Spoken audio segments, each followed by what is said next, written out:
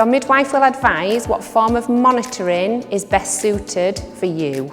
Every labour for every woman is completely different, and every woman has different coping mechanisms and different pain thresholds. So what works for one woman would not necessarily be the right choice for another woman. The aim of pain relief is relaxation. Believing in yourself cannot be underestimated. If you believe you can do this, then you will do this. We have varying forms of pain relief that are on offer. Having a warm bath and taking regular paracetamol is always good to aid relaxation. It is important to inform staff of any paracetamol and what doses you have taken at home. TENS machines can be sourced externally if you wish to try them. TENS works by transmitting a gentle electrical stimulation through the skin. You tend to feel this as little pins and needles in your back. This works by stimulating the body's natural painkillers, endorphins. Stronger forms of pain relief may be available for a home birth, and it is important that you discuss this with your midwife. Contractions are one of the weirdest pains you will ever experience, as they are very intense when they come, but then they wear off and you get a break in between them. And at the end, you've got a beautiful baby. Entonox is widely available for labour. Entonox, or gas and air as it is also known, is breathed in using a mouthpiece. Gas and air can take about 20 seconds to take effect, and it is important that you breathe it deeply as soon as you start feeling your contraction through the duration of your contraction, and then you're at the maximum effect of the gas and air at the peak of that contraction. Gas and air comes out of your system very quickly once you start taking breaths of fresh air.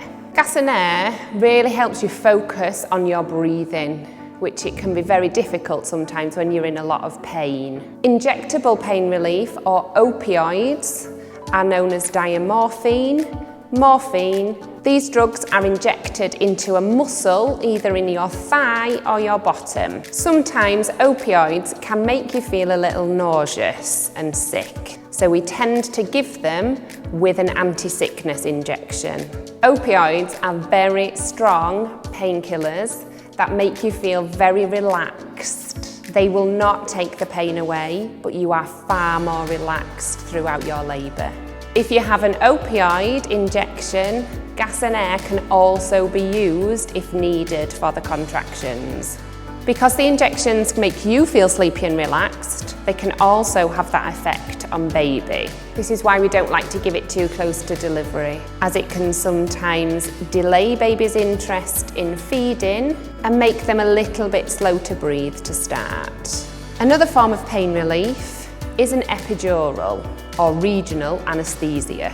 The effects of an epidural are very individual. Some people experience very numb and heavy legs, and some people can have full movement of their legs. However, we would not recommend getting out of bed if you have an epidural sited.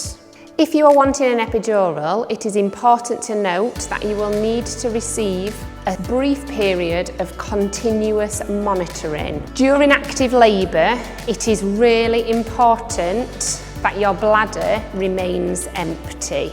This can be very difficult when you're in labour, as because of the position of baby's head, you don't necessarily feel that you need to empty your bladder. If you are unable to empty your bladder, your midwife would recommend the insertion of a catheter to empty your bladder and then remove the catheter. This is to avoid any permanent damage to your bladder. An epidural can last the whole duration of your labour, and once baby and placenta have been delivered, we would turn off the infusion pump and remove the catheter from your back. It can take up to a couple of hours for full sensation of your legs to return. Water births can provide excellent forms of natural pain relief. Pools can be hired privately if you are wanting a home water birth. We have 2 water pools available at St James's and 3 birthing pools available at LGI. Therefore, the likelihood of one being available is high. Water births are really relaxing and create a beautiful environment. The lights in the rooms are quite dim. We have battery operated tea lights, or you are more than welcome to bring your own tea lights in if they are battery operated to use. Entonox, or gas and air, can be used whilst you are in the pool. Whilst you're in the pool, the midwife still needs to monitor your contractions and baby's heartbeat. If a vaginal examination is needed, it can be performed in the pool, but sometimes this may be difficult and you may need to get into an uncomfortable position. And for this reason, it may be recommended for you to get out of the pool for an examination to occur. It's personal preference what you wear in the pool. You can choose to be naked or wear a bikini top or a vest top.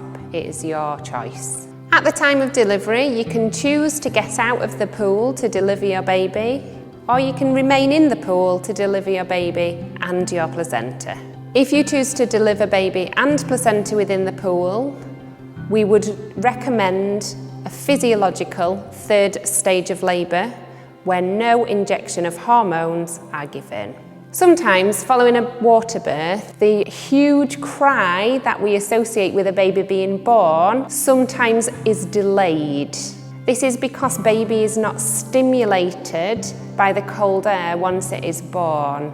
It is born into water that is of body temperature, and that stimulation to breathe can sometimes be delayed. A water birth can increase the risk of you sustaining a deep perineal tear that may involve your back passage. It is therefore recommended that you commence perineal massage at around 34 weeks pregnancy to help reduce this risk.